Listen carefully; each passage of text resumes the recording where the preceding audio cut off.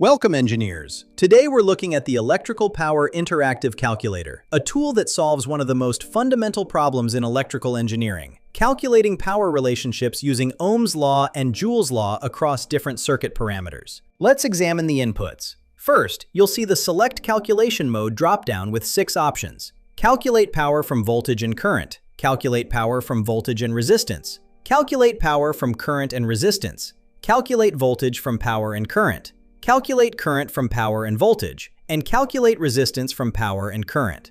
For today's demonstration, we'll select Calculate Power from Voltage and Current. Below the dropdown, you'll find 4 input fields: voltage in volts, current in amperes, resistance in ohms, and power in watts. Based on your selected calculation mode, you'll only need to fill in the relevant fields. Let's work through a practical example. I'm analyzing a DC motor circuit with 24 volts and drawing 3.5 amperes. After selecting Calculate Power from Voltage and Current, I enter 24 in the voltage field and 3.5 in the current field. Click Calculate. The calculator instantly shows power equals 84 watts. Notice it also calculates the missing parameter. Resistance equals 6.86 ohms. The energy per hour field shows 84 watt-hours, critical for battery sizing calculations. The system status confirms normal operation. These outputs give you complete circuit characterization.